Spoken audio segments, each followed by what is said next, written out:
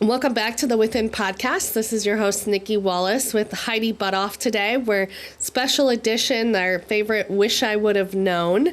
This was kind of Heidi's baby, and now Heidi has a whole list of them, so we could have all Heidi Wish I Would Have Knowns, which I feel like you always have relatable ones to all of us, so that's not a bad thing, but Heidi. I appreciate that. And like I said, it's all conversational. I think once I bring it up, people are like, I can relate, and let's just talk about it. That's why we love these Wish I Would Have Knowns, though, because I feel like everybody, at the end of the day, we probably all are resonating with each other's Wish I Would Have Known. So, yeah. So my today's I Wish I Would Have Known really is around just lifestyle choices. Yeah. I wish I would have known and I never really even categorized lifestyle, right? I think I just was going through life, not necessarily thinking it was lifestyle choices. Yeah. And when I went through, my health journey, that was something that was pretty important to me, was to really better understand what my day-to-day was doing, or how my day-to-day was impacting my health journey. And so that really did start with better understanding.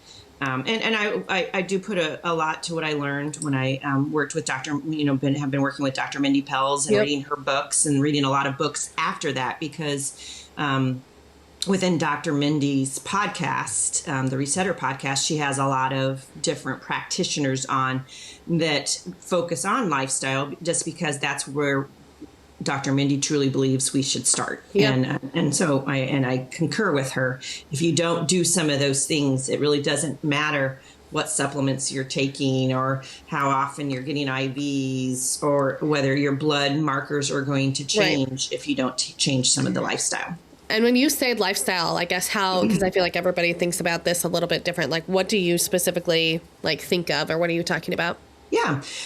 So for me, lifestyle is everything from how I wake up in the morning, what the choices that I make. And so when I try to get up at the same time every day. So kind of that circadian rhythm settings, getting up at the same time every day. I don't get on my phone at all.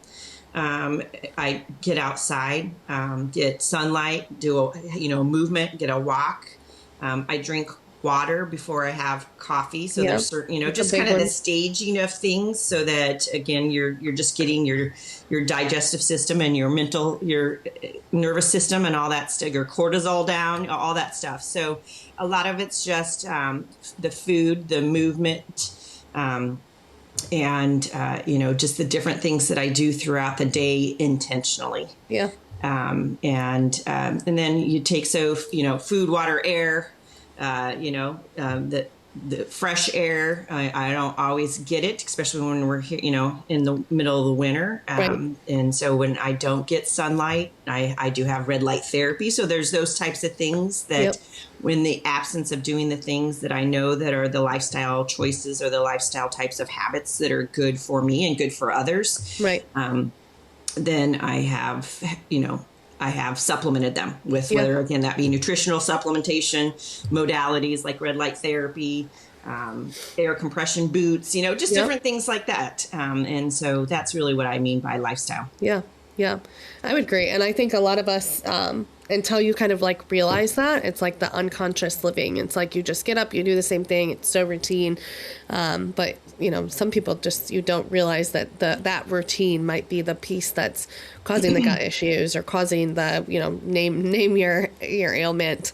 Lifestyle has been a big part of my journey too, as you know. But well, and I don't know about you, but if, for instance, I didn't get up this morning.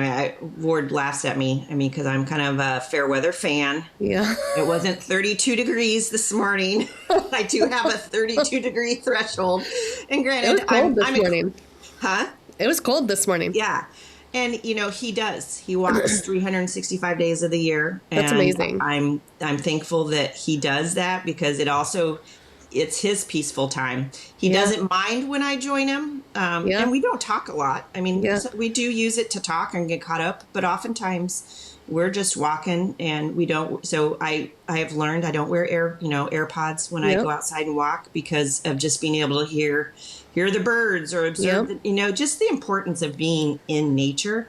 Yes. Whereas when I used to run, when I was younger, and trained for races. That was I wouldn't walk outside the house without earphones. Music. Yeah. Yeah. So even just changing those types of things and having an appreciation for the value of being in nature. And I can tell I didn't go on my walk this morning. I mean, I need to get out and get fresh air, get some sunlight, the most natural vitamin D that you can get. Exactly. Yeah. And the other thing that I would share that I did not know, and maybe another wish I would have known, but it is a lifestyle change that I've made, is I don't wear sunglasses when I go on my morning walks, because there is studies and truth to the sunlight that actually gets into your eyes is one of the greatest ways of getting vitamin D into your body. And resetting your circadian rhythm, right? That's why first light in the morning is what it's good to get your eyeballs in the sun. That's what Allie always says. Yeah. So, yeah. So of all the things you've done, like if I was on this journey and just starting, like what are 2 things that you're like, hey, just start here, start incorporating this? Great question. I know it's hard once you are habit stacking like crazy. Well, and the thing is, though, what I hope people learn, and especially as we can get into the Potential Within Summit and talk about lifestyle is free. I mean, putting on a pair of tennis shoes, so I guess that's not free, but it's, relatively inexpensive. But I would say it really is just kind of having a little bit more of that routine.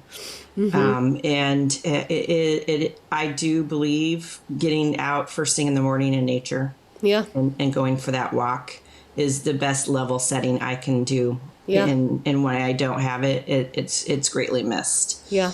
No, I agree. Yeah.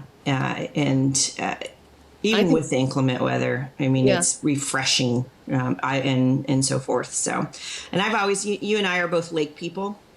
It's like when I'm on walks, it's when I kind of daydream. Yes. It's the what ifs and I do my best thinking for business, especially when I'm by the water. Yeah. Or driving, which is kind of scary. Yeah.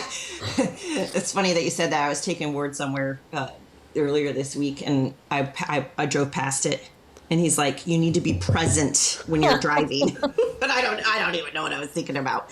But to go back to your question, it really is just being in nature and making the effort. And that's kind of the nice thing too, because you get caught up when I was working at corporate America, I did have the amenities. We had a great, walking path, morning breaks, noon breaks, afternoon. I just never did it. Yeah. And I took it for granted and I just, plugged away and stayed at my desk. But now that I'm working, I can work wherever. It's even something I do midday. So I'll go morning, I'll go afternoon, but I also now the other thing that I've kind of learned too is after I eat my biggest meals, I go for a 10-minute walk. Yeah, I've heard that that's one of the best things you can do to get your digestive system moving. Yeah, helps with the glucose and just your glucose spikes and stuff like that. Very good. Yeah. So that's there's a lot, like you said, there's a lot from a lifestyle perspective. And it's not for everybody. What the different things that I do, but I truly believe that all of us can find something that is an easy lifestyle habit, that would make a big difference in their day to day. Yeah. No, I know. And as we've been planning some of the Potential Within, I know that's one thing I was the modalities are good, right?